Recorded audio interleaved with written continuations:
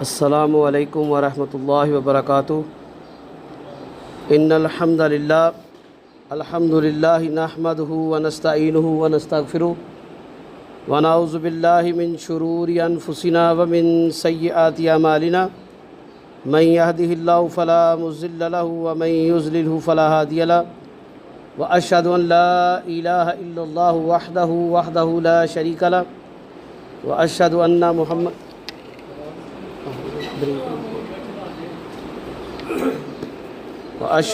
محمدًا عبدہ ورسول صلی اللہ علیہ وآلہ وسلم۔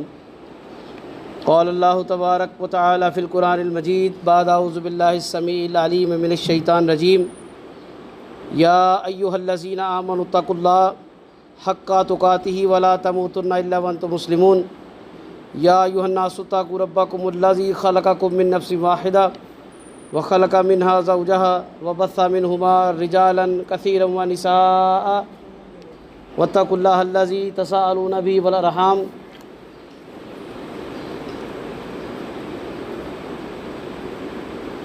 ان الله كان عليكم رقيبا۔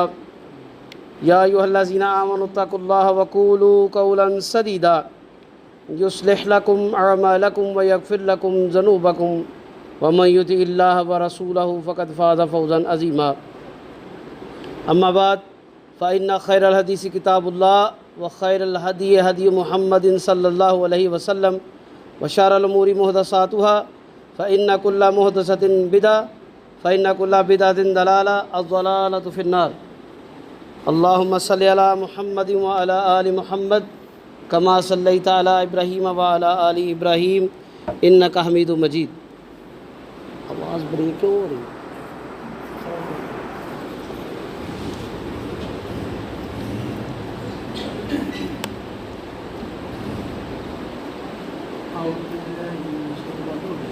بند ہو گیا۔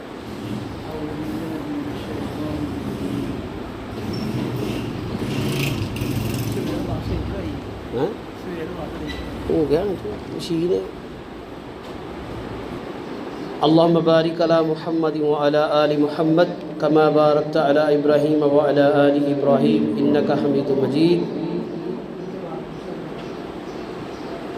ربی اشرح لی صدری ویسر لی امری واحلل عقدۃ من لسانی یفقہوا قولی رب زدنی علما۔ اللہم انفعنا بما علمنا وعلمنا ما ينفعنا وزدنا علما۔ قال اللہ تبارک وتعالی فی القرآن المجید بعد اعوذ باللہ السمیع العلیم من الشیطان الرجیم۔ یا ایہا الذین آمنوا اذا لقیتم فئۃ فاثبتوا واذکروا اللہ کثیرا لعلکم تفلحون واطیعوا اللہ ورسولہ ولا تنازعوا وتفشلوا وتذهب ريحكم واصبروا ان اللہ مع الصابرین۔ قال النبی صلی اللہ علیہ وآلہ وسلم لا تمنوا لقاء العدو واسألوا اللہ العافیہ او کما قال رسول صلی اللہ علیہ وآلہ وسلم۔ اللہ مالک العلام قرآن کریم کے اندر سورہ الانفال آیت نمبر 8 سورہ نمبر 8 اور اس کی آیات 45 اور 46 کے اندر ایک نصیحت فرماتے ہیں، ایک حکم بیان فرماتے ہیں۔ یا ایہا الذین آمنوا اذا لقیتم فئۃ فاثبتوا، اے ایمان والو جب تم کسی گروہ سے ملو، یعنی تمہاری مٹ بھیر ہو جائے، جنگ ہو جائے، جہاد کا معاملہ ہو، فئۃ کسی گروہ سے، کسی جماعت سے، کسی ملک سے، کسی ریاست، کسی سلطنت سے تمہاری لڑائی کا معاملہ آ جاتا ہے، سب سے پہلا کام تم نے کیا کرنا ہے؟ فاثبتوا، ثابت قدم ہو جاؤ، گھبرانا نہیں، پریشان نہیں ہونا، بے دل نہیں ہونا۔ تمہارا ایک رب موجود ہے جو تمہاری مدد کرتا ہے، تمہاری دعاؤں کو سنتا ہے۔ اللہ دیکھیں اپنے بندوں سے کتنی محبت کرتے ہیں۔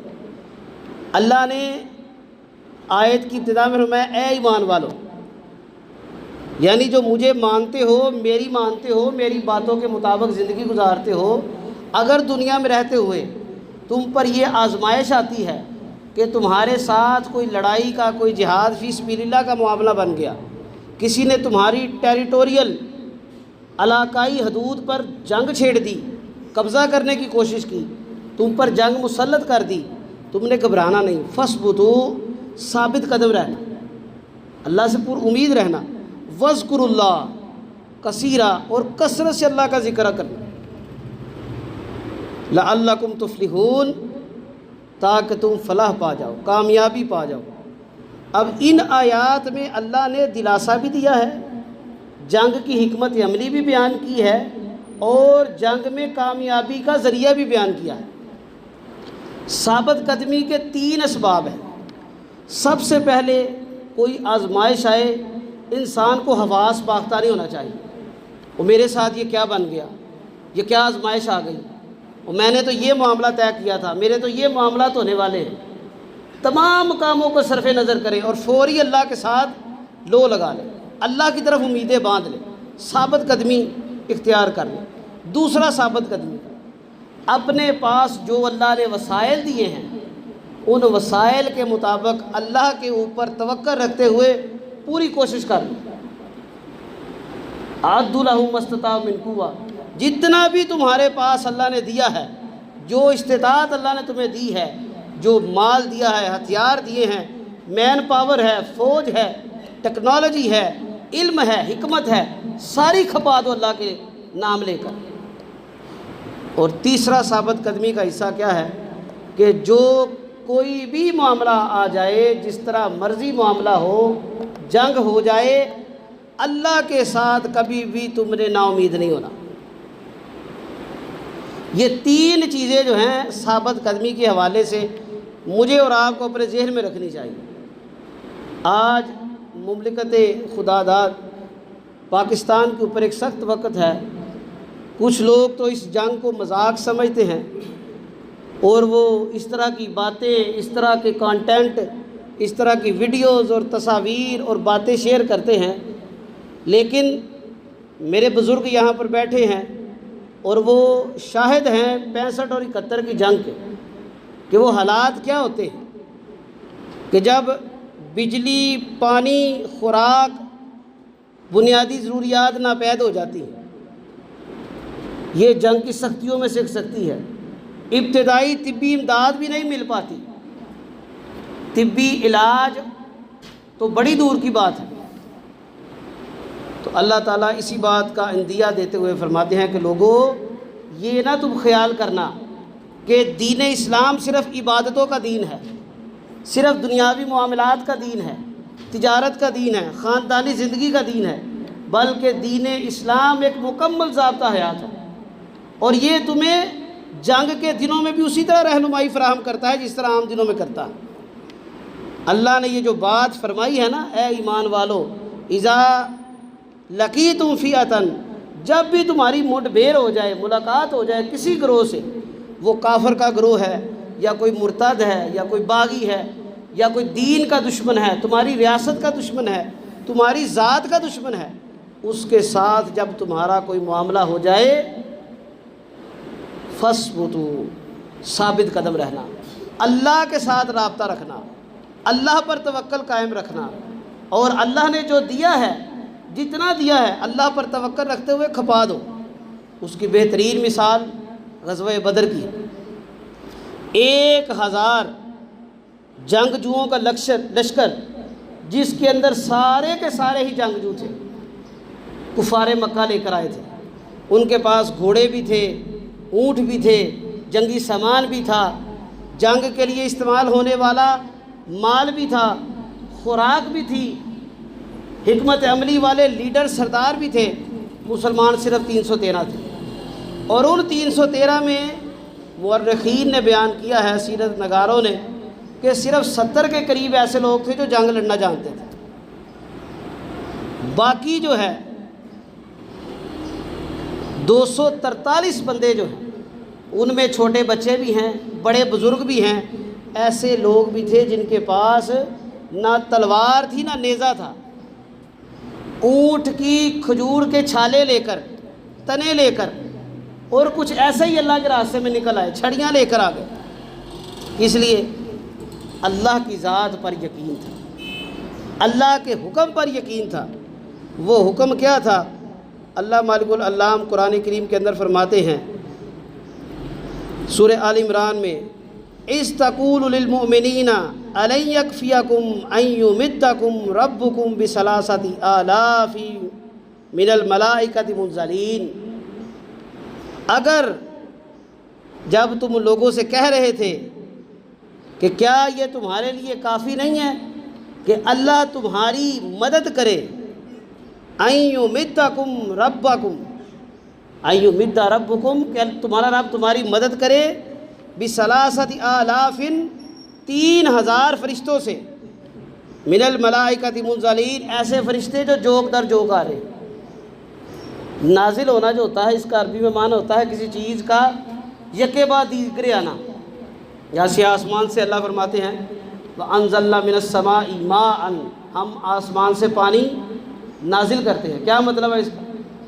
کہ وہ بارش کا پانی جو ہے وہ ایک دفعہ نہیں گر جاتا، وہ وقفے کے ساتھ یا لگاتار ایک قطرے کے بعد دوسرا تیسرا چوتھا برسات ہوتی رہتی۔ تو اللہ نے فرمایا کہ جب پیارے رسول آپ ان لوگوں سے کہہ رہے تھے کہ کیا تمہارے لیے یہ کافی نہیں ہے کہ اللہ تمہاری مدد کرے 3000 فرشتوں کے ساتھ جو جوک در جوک تمہاری مدد کے لیے آ رہے ہیں۔ آگے اللہ فرمایا بلا ان تصبروا وتتقوا اور اگر تم صبر کرو اور تقوی اختیار کرو، وَيَأْتُوكُم مِّن فَوْرِهِمْ اور جو تم پر جنگ کے لیے مسلط ہو گئے ان کے خلاف تم ثابت قدم رہو، صبر کرو، اللہ سے تقوی اختیار کرو، یُمْدِدْكُمْ رَبُّكُمْ بِخَمْسَةِ آلَافٍ مِّنَ الْمَلَائِكَةِ مُصَوِّمِينَ تو پھر اللہ تمہارے لیے 5000 فرشتوں کو صف بہ صف تمہاری مدد کے لیے بھیج دے گا۔ اور جنگ بدر کا کبھی آپ منظرنامہ پڑھیں سیرت میں تو صحابہ بیان کرتے ہیں کہ ہمیں یہ محسوس ہوتا تھا کہ کوئی ہماری مدد کر رہا ہے، کوئی جنگجو ہمیں بچانے کے لیے لڑ رہا ہے۔ کافر نے وار کیا، اس وار کو کسی بہادر جنگجو نے زائل کر دیا، اللہ نے مدد کے لیے فرشتے بھیجے تھے۔ وما جعلہ اللہ الا بشرا لکم اور اللہ تعالیٰ کے ہاں بشارت ہے تم لوگوں کے لیے، وَلِتَطْمَئِنَّ قُلُوبُكُمْ اور دلوں کی تسکین ہے، بِهِ وَمَن نَّصْرُ إِلَّا مِنْ عِنْدِ اللَّهِ الْعَزِيزِ الْحَكِيمِ اور اللہ کے علاوہ تمہیں کوئی مدد فراہم نہیں کر سکتا، اللہ کی بارگاہ میں ہی تمہاری مدد ہے، وہی مدد دے سکتا ہے تمہیں۔ العزیز الحکیم جو بڑی عظمت والا اور حکمت والا ہے۔ یہ اللہ تعالیٰ نے قرآن کریم کے اندر گاہے بگاہے بیان کیا ہے کہ جنگ میں، پریشانی میں، جہاد کی صورت میں جب دشمن تم پر جوک در جوک پے در پہ آ جائے، تمہیں مارنے کے لیے، نقصان پہنچانے کے لیے، اللہ سے امیدیں باندھ کے رکھو، اللہ کے اوپر اپنا ایمان اور استقامت رکھو، توکل رکھو۔ آگے اللہ فرماتے ہیں وَاذْكُرُوا اللَّهَ كَثِيرًا اور اس کے ساتھ ساتھ اللہ کا کثرت سے ذکر کرتے رہو۔ اب یہاں پر ایک یہ حکمت عملی بھی ہے کہ جب جو مسلمانوں کا شیوہ رہا ہے کہ جب بھی جہاد کے لیے نکلے تو نعرہ تکبیر اللہ اکبر کی صدا لگا کر، اور اس کلمے کی اتنی برکت ہے کہ جب مسلمان اللہ پر یقین اور توکل رکھ کے یہ کلمہ کہہ کے میدان کارساز میں نکلتے ہیں، اللہ اکبر کا نعرہ لگاتے ہیں، اللہ اس کلمے کے نعرے کی برکت سے دشمن کے دلوں کے اندر ہیبت طاری کرتا ہے۔ اللہ اپنے بندے کے یار و مددگار نہیں چھوڑتا، لیکن اس بندے میں کچھ خصوصیت بھی تو ہونی چاہیے، اس کا اللہ کے ساتھ رابطہ بھی تو ہو، وہ اللہ کی ذات کے ساتھ پر امید ہو، اس کا یقین، توکل، تقوی اللہ کے ساتھ کامل ہونا چاہیے، بہتر ہونا چاہیے۔ اب ایک بندہ اللہ کے اوپر متوکل ہی نہیں ہے، اللہ کا اس کو ڈر ہی نہیں ہے، وہ تو کافروں سے گھبرا جائے گا، وہ تو موقع تلاش کرے گا کہ میں وہ جگہ چھوڑ کے بھاگوں جہاں پر حملہ ہوا ہے، جہاں پر جہاد ہے۔ لیکن مومنین اپنی صفوں کو خالی نہیں چھوڑتے، مومنین اپنے مومن بھائیوں کو، بہنوں کو، بزرگوں کو، بچوں کو اکیلا نہیں چھوڑتے۔ کیوں؟ ان کا اللہ پر توکل ہے۔ اور آگے اللہ فرماتے ہیں وَاذْكُرُوا اللَّهَ كَثِيرًا اللہ کا کثرت کے ساتھ ذکر کرو، لَعَلَّكُمْ تُفْلِحُونَ تاکہ اللہ تمہیں فلاح یافتہ کامیاب لوگوں میں شامل کر، تاکہ تم کامیابی پالو، دنیا کی کامیابی بھی اور آخرت کی کامیابی بھی انہی دو چیزوں میں، اللہ پر توکل، اللہ کے اوپر استقامت، اثبات فی الدین، دین پر قائم رہنا اور اللہ کا ذکر کرتے رہنا۔ اور اللہ کے ذکر میں جو بہترین ایک ذکر ہے وہ نماز ہے۔ یہ ایسا ذکر ہے جو حالت جنگ میں بھی معاف نہیں ہے۔ جنگ کے دنوں میں جو نماز ادا کی جاتی ہے اسے صلاۃ الخوف کہا جاتا ہے۔ ایک صف آگے کھڑے ہو کے نماز ادا کرے اور باقی ایک یا دو صفیں ان کے پیچھے کھڑے ہو کر ان کی حفاظت کرے اور جنگ کرے۔ جب پہلے والے نماز پڑھ لیں تو دوسرے والے آگے آ کر نماز پڑھے، اور جو انہوں نے پڑھ لی ہے وہ جا کر اپنی صفوں میں کھڑے ہو کر ان کی حفاظت کرے اور دشمن سے جنگ کرے۔ یہ اتنا اہم ترین عمل ہے کہ جب جان کے لالے پڑے ہیں تب بھی اس کی معافی نہیں ہے۔ ہم لوگ عمل میں بھی نماز کو چھوڑ دیتے ہیں، جی کیا ہے جی حالات بڑے خراب ہے، جی گورنمنٹ نے کہا ہے جی جنگ ہوگی ہے، یہ معاملہ ہو گیا ہے، ہم گھروں میں نماز پڑھیں گے۔ وہ اللہ کے بندو، اللہ کے مسجدوں کو آباد کرو، ان مسجدوں کو آباد کرو گے تو اللہ تم پر اپنی رحمت کریں گے۔ جب تک مسجدوں کے اندر مسلمانوں کا تعلق قائم رہتا ہے اللہ کی قربت کا ذریعہ قائم رہتا ہے۔ اور اس بات کو ہمیشہ اپنے ذہن میں رکھیے، نبی مکرم نے جو 7 خوش نصیب لوگوں کا ذکر کیا ہے جو اللہ کی بارگاہ میں بڑے ہی سپیریئر ہیں، بڑے ہی بلند مرتبے والے ہیں، بڑے ہی محبوب ہیں، اتنے محبوب ہیں کہ اللہ تعالیٰ میدان معاشر میں ہر بندے پر بڑی سختی کریں گے، لیکن ان محبوب لوگوں کو اللہ اپنے قریب لے آئیں گے، اپنے عرش عظیم کا سایہ دیں گے۔ اس دن اللہ کے عرش کے علاوہ کوئی سایہ نہیں ہوگا، کوئی امن نہیں ہوگا، کوئی ٹھنڈک اور سکون نہیں ہوگا اللہ کے عرش کے علاوہ۔ ان میں سے ایک خوش نصیب وہ بھی ہے رجل یعلق قلبہ فی المساجد، کہ وہ انسان، وہ مرد، وہ مسلمان جس کا دل یعلق ملا رہتا ہے، لگا رہتا ہے مسجد کے ساتھ۔ ہم لوگوں کو ذرا زکام ہوتا ہے، ہلکا سا ٹیمپریچر ہوتا ہے، ہم گھروں میں نمازیں شروع کر دیتے ہیں۔ کیا ہے جی آج مجھے بخار ہے جی، کمزوری محسوس ہو رہی ہے۔ تو نے گھر میں بھی بیٹھ کے نماز پڑھنی ہے، مسجد میں آ کے پڑھ لے۔ مسجد میں آ کے پڑھے گا، ایک تو اللہ کی قربت مل جائے گی، اللہ کی رضا مل جائے گی، ہر قدم کے بدلے مقبول حج و عمرے کا ثواب ملے گا۔ لیکن ہم لوگ اس بات کو آج بڑا معمولی جانتے ہیں، اور یہی وجہ ہے کہ آج کفار ہم پر مسلط ہیں۔ ہم نے دین کے شعائر کو چھوڑ دیا۔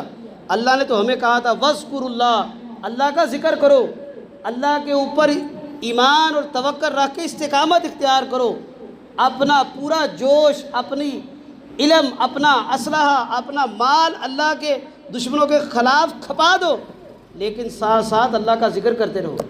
اللہ کے ذکر سے، نماز سے غافل نہ ہونا۔ ہم لوگ ایک کام کرتے ہیں دوسرا چھوڑ دیتے۔ فوج بارڈروں پر جنگ لڑ رہی ہے، ملک امتحان اور آزمائش کی حالت میں ہے، اور مسلمانوں نے یہاں پر اپنی مرضی کے معاملات کرنا شروع کر دیے۔ مسجدوں سے حاضریاں کم ہو گئی۔ کیا ہے جی وہ انہوں نے 2 بڑی مساجد کو ٹارگٹ کیا ہے، ایک مرید کے میں، ایک بہاولپور میں۔ اب جس مسجد کے اندر حملہ ہوا ہے اس مسجد کے اندر اگلے دن نماز تہجد ادا کی گئی، فجر کی نماز ادا کی گئی ہے۔ وہ مسجد والوں کو اللہ کی دیکھو کتنی محبت ہے، اور جو لوگ اس مسجد میں کبھی گئے بھی نہیں ہوں گے انہوں نے مسجدوں میں جانا کم کر دیا کہ مسجدیں ان کے نشانے پر ہیں۔ کیا ہو جائے گا زیادہ سے زیادہ؟ مسجد میں تمہیں موت آ جائے گی۔ اس موت کو شہادت کی موت کہا گیا۔ اگر میدان کارساز میں جا کر نہیں نہ لڑتے تو اگر کوئی حادثے میں فوت ہو گیا، کسی کی ایکسیڈنٹل ڈیتھ ہو گئی، کوئی برس کی وجہ سے، کوڑ کی وجہ سے مر گیا، کسی کو کوئی پیٹ کی بیماری لاحق ہو گئی، کوئی پانی میں غرق ہو گیا، کوئی جل کے مر گیا، اگر کوئی اس طرح کی آزمائش میں اس دنیا سے چلا جاتا ہے تو وہ بھی شہید ہے۔ لیکن افضل شہید جو ہے وہ اللہ کے راستے میں جہاد کر کے اپنی جان کو قربانی دینے والا۔ یہ بھی انشاءاللہ شہید، اللہ کے رسول صلی اللہ علیہ وسلم نے شہیدوں کی جو مختلف کیٹیگریاں، جو اوصاف بیان کیے ہیں، جو اعمال بیان کیا جن کی وجہ سے ایک مسلمان شہادت کی موت کو پاتا ہے، یہ ان میں شامل ہے۔ کتنی خوش نصیبی والی موت ہے۔ آج ضرورت اس امر کی ہے کہ ہم اپنے حواس باختہ نہ ہوں، اپنے حواس کو قائم رکھیں، اللہ پر متوکل رہیں، اللہ کا ذکر کریں، اللہ کی مسجدوں کے ساتھ اپنا تعلق قائم رکھیں، اور اس کے ساتھ ساتھ اپنے مومن بہن بھائیوں کے ساتھ اپنے تعلقات کو مضبوط کریں۔ اللہ کے رسول صلی اللہ علیہ وسلم نے فرمایا لا تباغضوا ولا تدابروا۔ ابو ہریرہ رضی اللہ تعالیٰ عنہ اس حدیث کے راوی ہیں، صحیح مسلم کے اندر یہ حدیث موجود ہے، حدیث نمبر 6540 نمبر۔ لا تباغضوا، ایک دوسرے سے بغض نہ رکھو، ایک دوسرے سے بغض نہ رکھو، اپنے دل کے اندر کسی مسلمان کے لیے نفرت نہ رکھو۔ اس بات کو یہاں میں آپ کو باور کرانا چاہتا ہوں، اگر کوئی مسلمان نیکی کرتا ہے یا نہیں کرتا، اگر کوئی مسلمان زکوٰۃ دیتا ہے نہیں دیتا، روزہ رکھتا ہے نہیں رکھتا، نماز پڑھتا ہے نہیں پڑھتا، ہمارے لیے ضروری ہے کہ ہم اس سے بغض نہ رکھیں۔ کچھ لوگ بڑے متشدد ہو جاتے، کفر کے فتوے لگا دیتے۔ گزشتہ جمعہ میں نے آپ کو حدیث بیان کی تھی، نبی مکرم صلی اللہ علیہ وسلم نے فرمایا، اللہ کی بارگاہ میں ایک شخص قسم اٹھا کر کہتا ہے واللہ لا یغفر اللہ فلان، اللہ کی قسم اللہ فلاں شخص کو نہیں بخشے گا۔ اللہ تعالیٰ فرماتے ہیں یہ کون بدبخت ہے جو مجھ پر جھوٹ باندھ رہا ہے، میری قسم جھوٹی کھا رہا ہے۔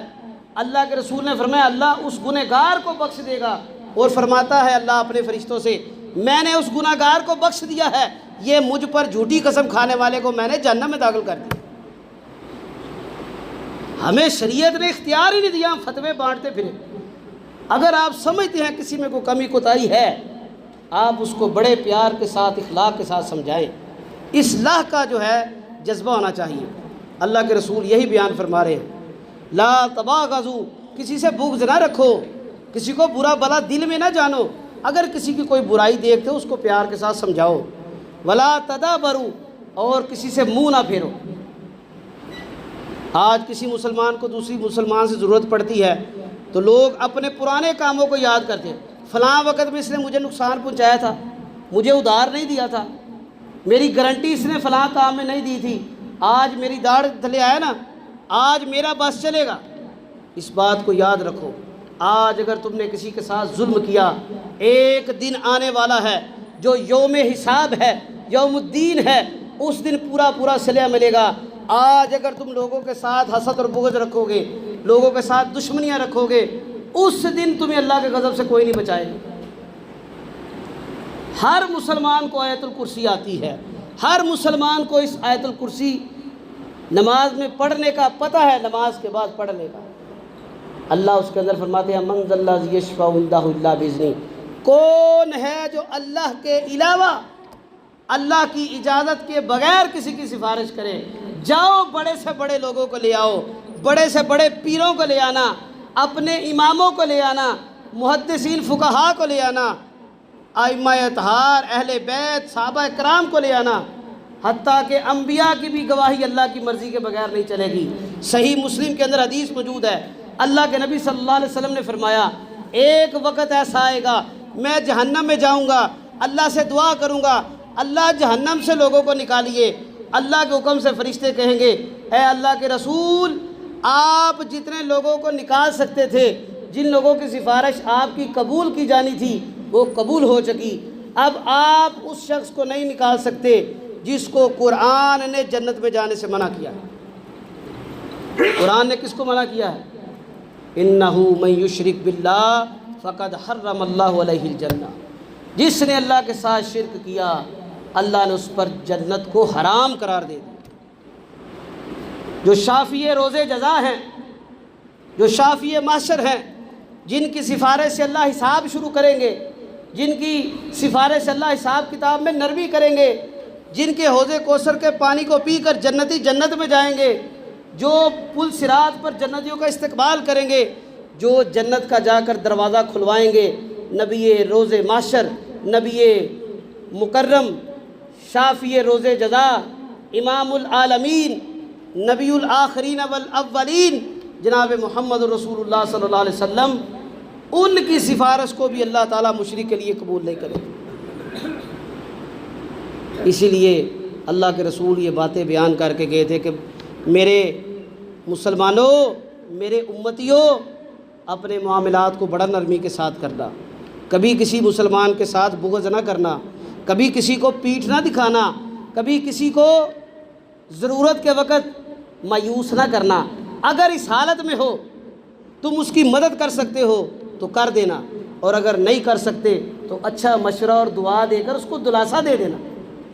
ہم لوگوں کو بیماری ہم دلاسا بھی نہیں دیتے، ہم کہتے ہیں جا بھائی اللہ تیرا بھلا کرے گا، تیج پر تیری کسی مصیبت کی وجہ سے آزمائش آئی ہے، یہ اللہ جانتا ہے کہ اس پر کسی مصیبت کی وجہ سے آزمائش ہے، یا اللہ کی طرف سے اس کی یہ آزمائش کی گھڑی اس کے ایمان کو جاننے کے لیے ہے.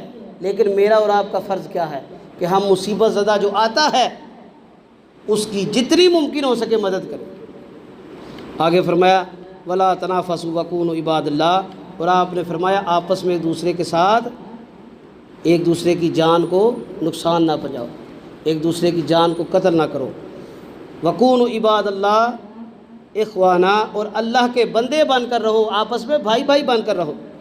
ابو ہریرہ رضی اللہ تعالیٰ عنہ بیان کرتے ہیں، امام مسلم اسی کے ساتھ دوسری حدیث لے کے آئے ہیں، قال رسول اللہ صلی اللہ علیہ وسلم، اللہ کے رسول صلی اللہ علیہ وسلم نے فرمایا لا تحاسدوا، آپ نے فرمایا حسد نہ کرو، ولا تناجشوا، اور ایک دوسرے کو دھوکہ دینے کے لیے قیمتیں نہ بڑھاؤ. وہ جیسے ہوتا ہے نا، ایک بندے کو پتہ چل گیا ہے کہ کوئی مسلمان بھائی یا بہن کوئی چیز خرید رہی ہے تو جان بوجھ کر اس کو خوار کرنے کے لیے اس کی قیمت پر قیمت لگا دی. بھائی فلاں بندے نے تمہیں 50 لاکھ کی آفر کی ہے، مجھ سے 60 لاکھ لے لو. آپ کو پتہ ہے ایک مسلمان بھائی کا سودا چل رہا ہے، اس کی گفتگو طے ہو گئی ہے، اس کا معاملہ طے ہو گیا، جان بوجھ کر اس کی بولی پر بولی لگانا یہ حرام ہے، منع ہے، ناپسندیدہ ہے. اللہ کے رسول نے سختی سے منع کیا.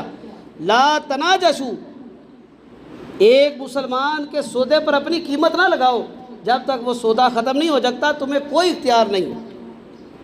ولا تباغضوا، اور ایک دوسرے کے ساتھ بغض نہ رکھو. ولا تدابروا، اور ایک دوسرے کے ساتھ منہ نہ پھیرو. ولا یبع بعضکم علی بیع بعض، ایک مسلمان ایک انسان کی بیع کے اوپر، تجارت کے اوپر، بولی کے اوپر اپنی بولی نہ لگاؤ. ایک تجارت کا معاملہ ہو گیا، اس کے اوپر اپنا آفر نہ دو، اپنی تجارت نہ کرنے لگ پڑو. وکونوا عباد اللہ اخوانا، یہاں پر بھی یہی بات بیان فرمائی، اللہ کے بندے بن جاؤ، آپس میں بھائی بھائی بنو. المسلم اخو المسلم، اب یہ جو بات ہے نا ہمارے لیے بڑی ضروری. آج مسلم ممالک پر بڑی آزمائش کا دور ہے، خصوصاً فلسطین پر، کشمیر پر، اور اب پاکستان پر. اللہ تعالیٰ تمام مسلمانوں کی مدد فرمائے. اللہ ملک پاکستان کی حفاظت فرمائے، اس کی سرحدوں کی حفاظت فرمائے، اس کی سرحدوں کی حفاظت کرنے والوں کے لیے، اس کی کوشش کرنے والوں کے لیے، ان کے معاونین کے اللہ حفاظت اور مدد فرمائے. آج لوگ کفار کی باتوں کو سن کر اپنے مسلمانوں کے خلاف ہوئے بیٹھے. ایک سیاسی پارٹی کا بندہ دوسری سیاسی پارٹی کے لیے نفرت کے جذبات رکھتا ہے، اور وہ جذبات اتنے بلند ہو گئے ہیں کہ مسجد میں ایک صف میں کھڑے ہو کے نماز پڑھنے والے بھی اب ایک جگہ کھڑے ہو کر نماز پڑھنا پسند نہیں کرتے. ایک صف میں ایک جماعت کا حواری کھڑا ہے، وہ دیکھتا ہے یہ میری بات نہیں مانتا، میرے لیڈر کو اچھا نہیں کہتا، میری ہاں میں ہاں نہیں ملاتا، وہ جان بوجھ کر آگے جا کے کھڑا ہو جاتا. اس لیے اس کی اور میرے نظریات نہیں ملتے. اللہ کے رسول نے کیا فرمایا؟ آپس میں بغض نہ کرو، حسد نہ کرو، اختلاف نہ کرو، بھائی بھائی بن کر رہو. اور یہ سیاسی پارٹیاں، یہ حکومتیں آنی جانی ہیں، لیکن ایمان ایک ایسا جذبہ ہے، اگر یہ چلا گیا دنیا بھی خراب ہے، قبر کی ضلالتیں بھی ملیں گی، اور آخرت کی خواری تو پھر مقدر ہی مقدر ہے. اللہ محفوظ رکھے ہمیں اس فتنہ سے. اللہ کے رسول نے یہی فرمایا المسلم اخو المسلم، مسلمان مسلمان کا بھائی ہے. لا یظلمہ، وہ اس پر ظلم نہیں کرتا. ولا یحذلہ، اور نہ صرف اس پر ظلم نہیں کرتا بلکہ اس کو بے یار و مددگار بھی نہیں چھوڑتا۔ یہ نہیں دیکھتا کہ اس کے اور میرے نظریات ملتے ہیں، اس کا اور میرا کسی مسئلے پر اختلاف یا اتفاق ہے یا نہیں۔ وہ بھائی کو تکلیف میں دیکھتا ہے تو فوراً اس کی مدد کے لیے پہنچ جاتا ہے۔ ولا یحقرہ التقویٰ ہنا، اور پھر فرمایا نہ ہی وہ کسی مسلمان کو حقیر جانتا۔ آج تو اللہ معاف کرے لوگ کسی انسان کی ظاہری حالت کو دیکھ کر اس کو برا بھلا کہنا شروع کر دیتے ہیں۔ بھائی تو بڑا بدتر مسلمان ہے جی، وہ تیرے جیسا تو برا مسلمان ہی نہیں، میں نے داڑھی رکھی ہے تو داڑھی کٹواتا ہے، تو کلین شیو کرتا ہے، تو اس سے برا کوئی نہیں ہے۔ یہ بات اپنی جگہ کہ داڑھی نہ رکھنا ایک برا عمل ہے، اللہ کے نبی صلی اللہ علیہ وسلم کی سنت کے خلاف عمل ہے، لیکن صحابہ کی جو اللہ کے نبی نے تربیت کی ہے اس تربیت میں یہ شامل نہیں ہے جو بندہ داڑھی نہیں رکھتا یا داڑھی کٹواتا ہے یا چھوٹی رکھتا ہے ہم اس پر فتوے لگانے شروع کر دیں، تو برا ہے، تو فاسق ہے، تو فاجر ہے، تو اللہ کے رسول سے محبت نہیں کرتا، اس کا ہمیں کوئی حکم نہیں۔ اور اللہ کے رسول نے یہی فرمایا ولا یحقرہ، کوئی مسئلہ بن جائے، مصیبت آ جائے، جیسے بھی حالات ہوں، جیسے بھی اعمال ہوں، ایک مسلمان دوسرے مسلمان کو کبھی حقیر نہیں جانتا، اس کی بے عزتی نہیں کرتا، اس کو برا نہیں کہتا۔ آگے اللہ کے رسول نے فرمایا التقویٰ ہنا، تقویٰ جو ہے آپ نے اپنے سینے مبارک کی طرف اشارہ فرمایا، اشارہ کر کے آپ نے فرمایا تقویٰ یہاں پر ہے۔ کسی کا داڑھیاں رکھ لینا، کسی کا اچھی باتیں کرنا، کسی کا 5 وقت نمازیں مسجد میں ادا کرنا، یہ اس کی تقوی کی نشانی نہیں ہے۔ تقوی کی نشانی کیا ہے؟ جب تیرا دل ان برائیوں سے پاک ہوگا، حسد سے، بغض سے، کسی کو حقیر جاننے سے، کسی کے سودے پر سودا دینے سے، کسی مسلمان کی بے عزتی کرنے سے، اس کو ملامت کرنے سے جب تیرا دل پاک ہوگا تب تو متقی ہے۔ اور آگے فرمایا وَيُحْشِرُ إِلَىٰ صَدْرِهِ 3 مرات، اللہ کے رسول صلی اللہ علیہ وسلم نے یہ جو بات ہے التقویٰ ہونا 3 مرتبہ اشارہ کر کے اپنے سینے مبارک کی طرف، دل کی طرف اشارہ کرتے ہوئے فرمایا بِحَسْبِ امْرِئٍ مِّنَ الشَّرِّ أَن يَحْقِرَ أَخَاهُ الْمُسْلِمِ كُلُّ الْمُسْلِمِ عَلَى الْمُسْلِمِ حَرَامٌ دَمُهُ وَمَالُهُ وَعِرْضُهُ۔ اب یہ بڑی ضروری بات اللہ کے رسول صلی اللہ علیہ وسلم نے بیان کی ہے، یہ اس حدیث کو یاد کر لیجئے، صحیح مسلم کے اندر حدیث نمبر 6541 ہے، اس کو جا کر سرچ کر کے اپنے پاس محفوظ کر لیجئے، ہفتے میں کم از کم ایک بار اس حدیث کو پڑھا کریں۔ اس میں اللہ کے رسول صلی اللہ علیہ وسلم نے ایک مومن کو مومن بننے کے طریقے بیان کر دیے۔ آخر میں کیا فرمایا؟ بِحَسْبِ امْرِئٍ مِّنَ الشَّرِّ أَن يَحْقِرَ أَخَاهُ الْمُسْلِمِ، ایک انسان کے لیے برا ہونے کے لیے یہ کافی ہے کہ وہ اپنے مسلمان بھائی کو حقیر جانے۔ جب میں اور آپ کسی کو برا جاننا شروع کر دیں گے نا، کسی کی ذات پر پوائنٹنگ شروع کر دیں گے، تنقید شروع کر دیں گے، اس کی کمیاں تلاش کرنی شروع کر دیں گے، اللہ کے رسول فرماتے ہیں صلی اللہ علیہ وآلہ وسلم کہ یہ ایک مسلمان کے برا ہونے کی نشانی ہے، یہ بدترین مسلمان کی نشانی ہے۔ جس کو اللہ کے نبی برا کہہ رہے ہیں، کیا وہ اللہ کی نظر میں محبوب ہوگا؟ اللہ کے رسول وہی بات بیان فرماتے ہیں جو اللہ کی طرف سے وہی ہوتی ہے، وَمَا يَنْطِقُ عَنِ الْهَوَىٰ إِنْ هُوَ إِلَّا وَحْيٌ يُوحَىٰ۔ آپ کی زبان اطہر کی گواہی قرآن میں اللہ نے نازل کی ہے جو تا قیامت قائم رہے گی کہ اس پیارے نبی کی زبان سے جو بات نکلے گی، اس زبان اطہر سے جو بات بیان ہوگی، إِلَّا وَحْيٌ يُوحَىٰ، وہ اپنے پاس سے نہیں ہے، اللہ کی طرف سے وحی کرتا، اللہ کی بات ہے۔ آگے اللہ کے رسول نے فرمایا المسلمہ کل المسلمی علی المسلم، مسلمان جو ہے ہر مسلمان کے اوپر دوسرے مسلمان کا حرام ہے، دمہ، اس کا خون، ومالہ، اس کا مال، وعرضہ، اور اس کی جائیداد، اس کی زمین، اس کا اثاثہ۔ ایک مسلمان کا کوئی بھی اثاثہ ہے، اس کا موویبل اموویبل دونوں طرح کے جو ایسٹس ہیں، کسی کی موٹر سائیکل ہے، گاڑی ہے، رکشہ ہے، چاندگاری ہے، کوئی بھی اس کی وہیکل ہے، اور اس کا کوئی بھی پلاٹ ہے، گھر ہے، زرعی زمین ہے، کمرشل ہے، اسی طرح ایک مسلمان کا مال وہ اس کے بینک میں پڑا ہے، اس کے گھر میں پڑا ہے، یا کسی کے پاس امانت کے طور پر پڑا ہے، اور سب سے بڑھ کر ایک مسلمان کی جان، اس کا خون دوسرے مسلمان پر حرام ہے۔ آج کا جو دور چل پڑا ہے، لوگ کسی مسلمان کو نقصان پہنچانا، غصے میں آ کے مسلمانوں کی گاڑیاں توڑ دیتے ہیں، گھروں کو نقصان پہنچا دیتے ہیں۔ یہ جو سیاسی اور مذہبی ریلیاں نکلتی ہیں، اپنے مذموم مقاصد کے لیے مسلمانوں کی املاک کو نقصان پہنچاتے ہیں، شریعت نے اس کی اجازت نہیں دی۔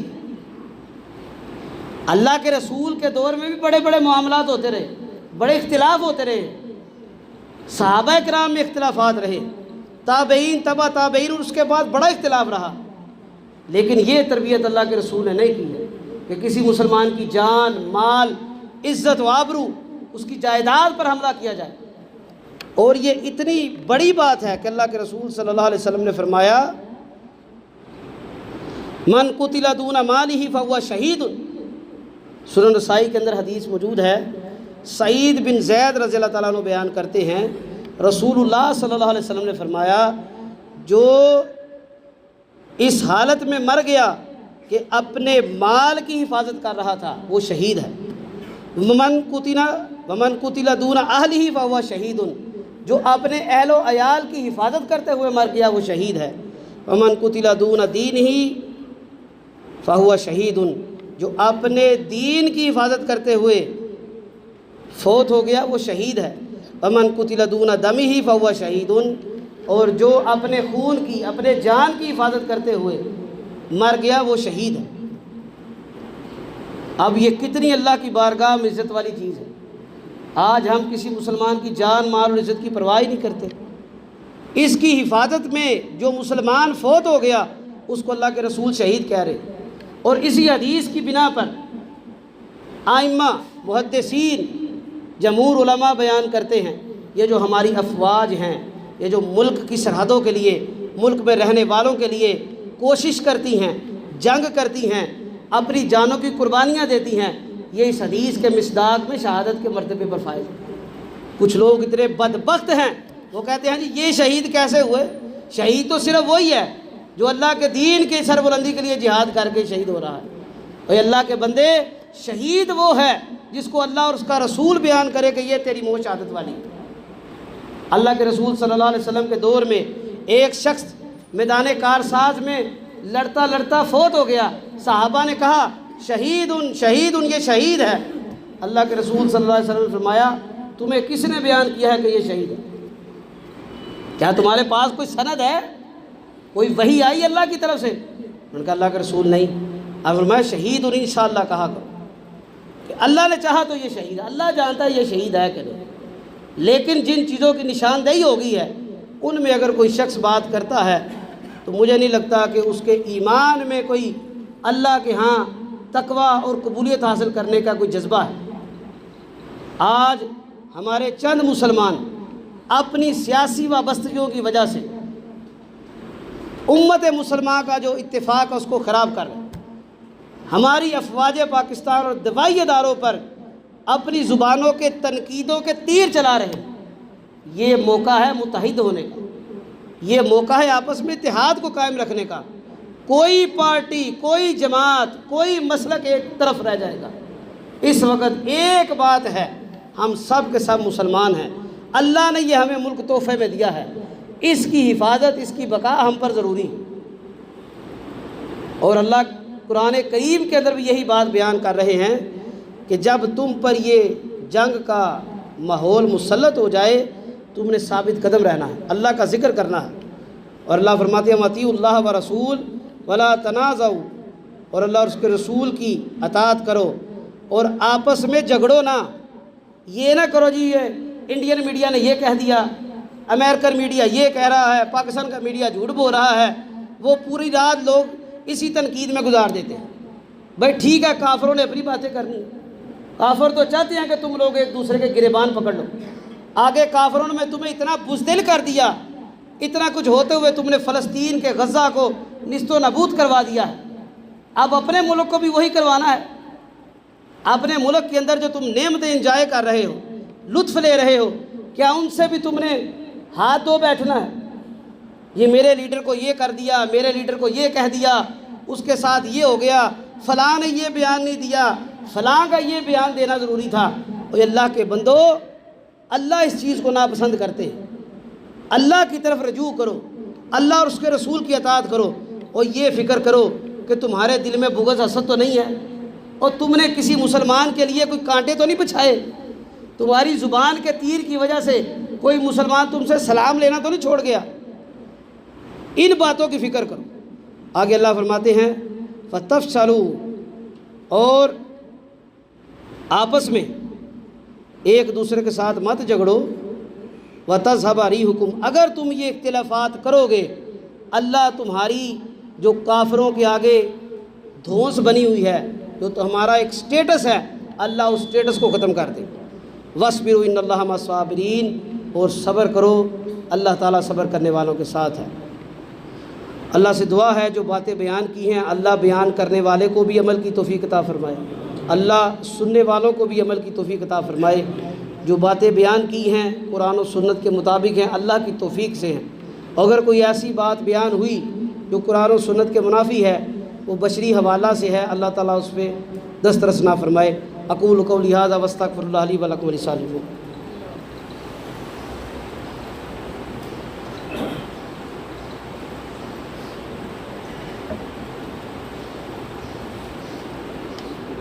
ان الحمد للہ نحمدہ ونستعینہ ونستغفرہ ونعوذ باللہ من شرور انفسنا ومن سیئات اعمالنا من یہدہ اللہ فلا مضل لہ ومن یضللہ فلا ہادی لہ واشہد ان لا الہ الا اللہ وحدہ لا شریک لہ واشہد ان محمدا عبدہ ورسولہ صلی اللہ علیہ وآلہ وسلم. قال اللہ تبارک و تعالی فی القرآن المجید بعد اعوذ باللہ السمیع العلیم من الشیطان الرجیم. یا ایھا الذین آمنوا اتقوا اللہ وقولوا قولا سدیدا یصلح لکم اعمالکم ویغفر لکم ذنوبکم ومن یطع اللہ ورسولہ فقد فاز فوزا عظیما. اما بعد فإن خیر الحدیث کتاب اللہ وخیر الہدی ہدی محمد صلی اللہ علیہ وآلہ وسلم وشر الامور محدثاتها فإن كل محدثۃ بدعۃ وإن كل بدعۃ ضلالۃ الضلالۃ فی النار. اللهم صل علی محمد وعلی آل محمد كما صلیت علی ابراہیم وعلی آل ابراہیم انک حمید مجید. اللهم بارک علی محمد وعلی آل محمد كما بارکت علی ابراہیم وعلی آل ابراہیم انک حمید مجید. اللهم اعز الاسلام والمسلمین، اللهم اذل الشرک والمشرکین، اللهم دمر اعداء الدین، اللهم نصر من نصر دین محمد صلی اللہ علیہ وآلہ وسلم. اللهم انصر المجاہدین فی سبیلک کل مکان، اللهم انصر المجاہدین فی فلسطین وفی کشمیر وفی پاکستان. اے اللہ کفار کو تباہ و برباد کر دے. اے اللہ پوری دنیا میں یہود، ہنود اور عیسائیوں نے جو مسلمانوں کے خلاف، اسلام کے خلاف سازشیں کی ہیں، اللہ وہ سازشیں انہی پر لٹا دے. اے اللہ بہتر کار ساز ہیں. اے اللہ اپنی حکمت کے ساتھ مسلمانوں کو فتح عطا فرما. اے اللہ فلسطین میں مسلمانوں کی مدد فرما، کشمیر میں مسلمانوں کی مدد فرما. اے اللہ پاکستان میں مسلمانوں کی مدد فرما. اے اللہ یہ ملک تیرے کلمے کے نام پر بنا ہے، اللہ اس کو اسلام کا قلعہ بنا. اس کی حفاظت کرنے والوں کی مدد فرما، اس کے خیر خواہوں کی مدد فرما. اے اللہ جو اس کے دشمن ہیں، اس کے نظریے کے دشمن ہیں، دین اسلام کے دشمن ہیں، اللہ انہیں ہدایت عطا فرما. اگر آپ نے ان کے نصیب میں ہدایت نہیں لکھی، اللہ ان کو نشان عبرت بنا. اے اللہ جو مسلمان بیمار ہیں، ہسپتالوں میں ہیں، گھروں میں ہیں، اللہ سب کو شفائے کاملہ عاجلہ عطا فرما. جو ایمان کی حالت سے اس دنیا میں چلے گئے ہیں، اللہ سب کی بخشش فرما. ان کی قبروں کو جنت کے باغات میں سے ایک باغ بنا دے. اے اللہ ہمیں بھی موت کی تیاری کی توفیق عطا فرما. اے اللہ ہمارے پچھلوں کا، ہمارے اگلوں کا، تمام لوگوں کا، ایمان والوں کا اللہ آسان حساب فرمانا. اے اللہ ملک پاکستان پر بڑا آزمائش کا وقت ہے. اللہ اس آزمائش کے وقت میں ہم صرف آپ سے رجوع کرتے ہیں. اللہ اس آزمائش میں ہماری مدد فرما.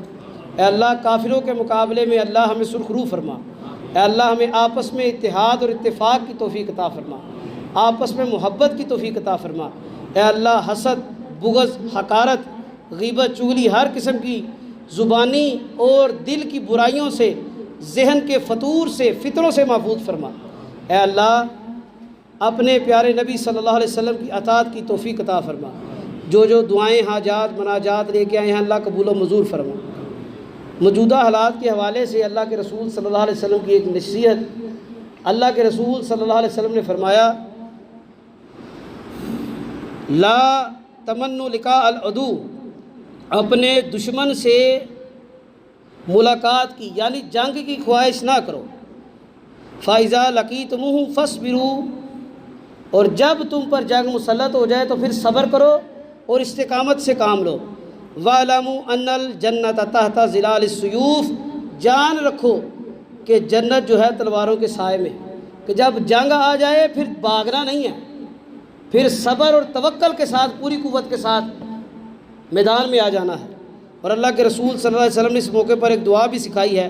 آپ صلی اللہ علیہ وسلم کھڑے ہوئے، ایک غزوہ میں آپ جا رہے تھے تو آپ نے یہ درس دیا اور آپ نے یہ دعا سکھائی کہ اللہ سے یہ دعا مانگو جنگ کے موقع پر، اللہم منزل الکتاب، اے اللہ کتاب کو نازل کرنے والے، و مجری السحاب، اور بادلوں کو چلانے والے، و ہازم الاحزاب، اور لشکروں کو شکست دینے والے، اہزمہم، انہیں شکست دے، وانصرنا علیہم، اور ہماری مدد فرما کفار کے خلاف، ہمارے دشمنوں کے خلاف۔ یہ صحیح مسلم کی حدیث نمبر 4542 ہے۔ اس حدیث کے اندر یہ دعا موجود ہے، اس کو اپنے پاس محفوظ بھی کریں، یاد بھی کریں، اور اپنی نمازوں کے بعد اس کو مانگیں۔ سبحان ربک رب العزت عما یصفون وسلام علی المرسلین والحمد للہ رب العالمین۔ صفحہ درست کر